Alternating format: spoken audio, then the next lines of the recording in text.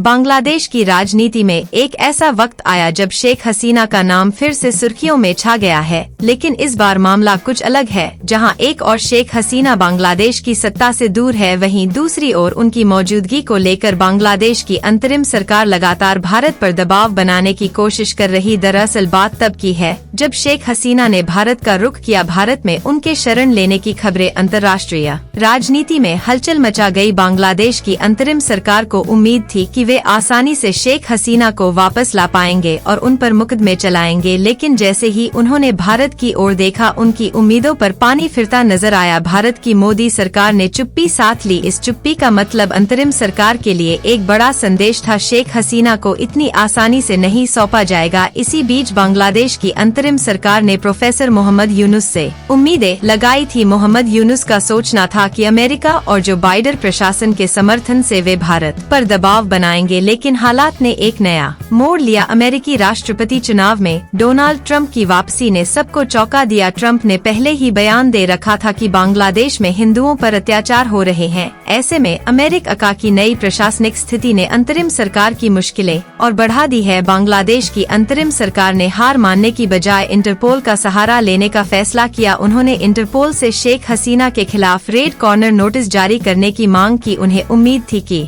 Interpole के 196 सदस्य देश इस मुद्दे पर भारत पर दबाव बनाएंगे, लेकिन यहाँ भी उन्हें एक बड़ा झटका लगा। भारत ने ये साफ कर दिया कि इंटरपोल का नोटिस सिर्फ एक अनुरोध है, कोई बंधन नहीं। शेख हसीना की बांग्लादेश वापसी में सिर्फ कानूनी पेश नहीं है, बल्कि उनके समर्थकों की बड़ी संख्या भी एक चुनौती है। शेख हसीना का मानना है कि आज भी बांग्लादेश की जनता का भरोसा उन पर कायम है और वे खुद को बांग्लादेश की वैध प्रधानमंत्री मानती हैं। यह मान्यता उनके समर्थकों को एकजुट रख रही है और अंतरिम सरकार के लिए एक बड़ी चुनौती पेश कर रही है। बांग्लादेश की अंतरिम सरकार की मुश्किलें यही खत्म नहीं होती। भारत से अनाज, चीनी और बिजली जैसी जरूरी चीजें आयात करने वाली बांग्लादेशी सरकार को भारत से नाराजगी मोल लेना आसान नहीं है। प्रोफेसर यूनुस इस मुद्दे को लेकर बांग्लादेश की राष्ट्रीय प्रतिष्ठा पर सवाल बनाने की कोशिश कर रहे हैं, लेकिन सच यह है कि उनके पास सीमित विकल्प बचे हैं। एक दिलचस्प पहलू यह भी है कि शेख हसीना भारत में रहते हुए भी बांग्लादेश की राजनीति में अपना खेल जारी रखे हुए हैं। भारत का समर्थन पाकर उनका आत्मविश्वास और भी बढ़ गया है। बांग्लादेश की अंतरिम सरकार अब हर ओर से घिरी हुई महसूस कर रही, क्योंकि उनके पास न तो खुद को वैध ठहराने का पूरा आधार है, न ही शेख हसीना के खिलाफ कानूनी कदम उठाने की पूरी शक्ति। खैर, कुछ भी हो, भारत और बांग्लादेश के बीच साल 2013 में हस्ताक्षरित प्रत्यर्पण संधि का जिक्र यहाँ होता है, लेकिन इस संधि में सिर्फ गंभीर अपराधों के लिए प्रत्यर्पण का प्रावधान है। ऐसे में मोदी सरकार का शेख हसीना को वापस सौंपने का इरादा न दिखाना अंतरिम सरकार के लिए एक संदेश है कि यह मामला जल्द सुलझने वाला बिल्कुल नहीं है। आपका क्या कुछ कहना है शेख हसीना को लेकर? कमेंट कर जरूर बताएं।